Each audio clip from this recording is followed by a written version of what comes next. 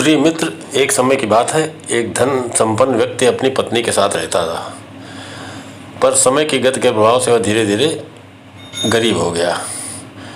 तब उसकी पत्नी ने कहा कि अपनी संपन्नता के दिनों में तो तुम्हारा राजा के आना जाना अच्छा लगा रहता था, तो क्या तुम अब जो हम लोग विपत्ति में हैं तो वे तुम्हारी मदद नहीं करेंगे, जैसे श्री कृष्ण ने सुदामा जी की थी। तो सर पत्नी के कहने पर वह भी सुदामा की तरह राजा के पास गया।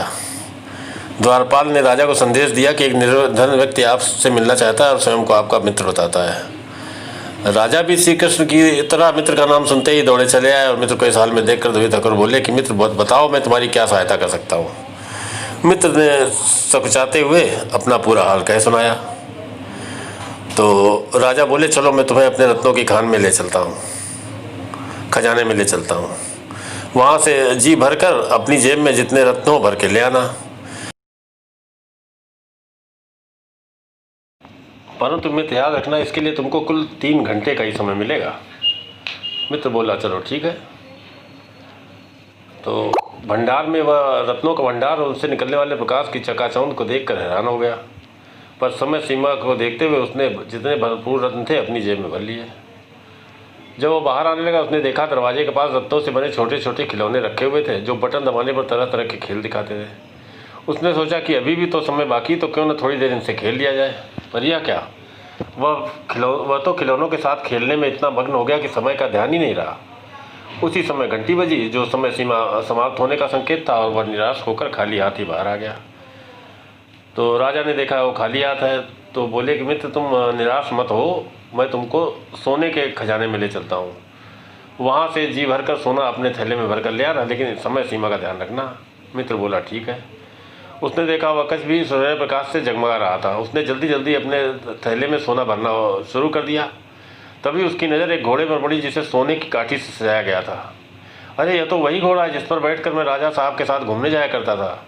वह उस घोड़े के निकट गया, उस पर हाथ फिराया और कुछ समय के लिए उस पर सवारी करने की इच्छा उसके मन में आ गई और करने लगा। पर यह क्या, वो समय सीमा समाप्त हो गई, वह अभी भी सवारी का आनंद ही ले रहा था। उसी समय घंटी बजी, जो सीमा समाप्त होने का संकेत था, और वह घोर निराश होकर खाली हाथ ही बाहर आ गया। तो राजा फिर बोला कि मित्र तुम्हें निराश होने की आवश्यकता नहीं है, चलो मैं तुम्हें अपने चांदी के खजाने में ले चलता हूँ। वहाँ से जी भरकर चांदी अपने ढोल में भरकर ले आना, पर समय सीमा का ध्यान रखना। ठीक है, मित्र बोला। उसने देखा कि वह कच्छ भी चांदी की धवल आभा से शोभायमान था। उसने अपने ढोल में चांदी भरनी आरंभ कर दी। इस बार उसने तय किया कि वह समय सीमा से पहले कच्छ से बाहर जरूर आ जाएगा, पर समय तो अभी काफ़ी बाकी था। दरवाजे के पास चांदी के से बना हुआ एक छल्ला टंगा हुआ था। साथ ही एक नोटिस लिखा हुआ था कि इसे छूने पर उलझने का डर है, उलझ सकते हो। यदि उलझ भी जाओ तो दोनों हाथों से सुलझाने की चेष्टा बिल्कुल मत करना। उसने सोचा, ऐसी उलझने वाली बात तो कोई इसमें दिखाई नहीं देती, बहुत कीमती होगा, तभी बचाव के लिए लिख दिया गया होगा। देखते हैं क्या माजरा है। बस फिर क्या था, हाथ लगाते ही वह तो ऐसा उलझा कि पहले तो एक हाथ से सुलझाने की कोशिश करता रहा, फिर जब उसे सफलता नहीं मिली तो दोनों हाथों से सुलझाने लगा। पर जब सुलझा न सका तो उसी समय घंटी बज गई, और जो समय समाप्त होने का संकेत था, और वह खाली हाथ बाहर होकर आ गया।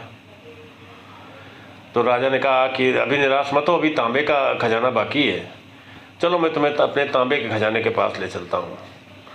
वहाँ से जी भरकर तांबा अपने बोरे में भरकर ले आना, पर समय सीमा का ध्यान रखना। मित्र बोला, ठीक है। तो जब वो जेब में रत्न भरने आया था, और बोरे कहाँ, तो देखिए सर, वो जेब में रत्न भरने आया था और कहाँ बोरे में तांबा भरने की नौबत आ गई।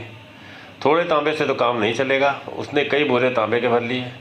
भरते भरते उसकी कमर दुखने लगी, लेकिन फिर भी वह काम में लगा रहा। विवश होकर अपने आसपास सहायता के लिए देखा।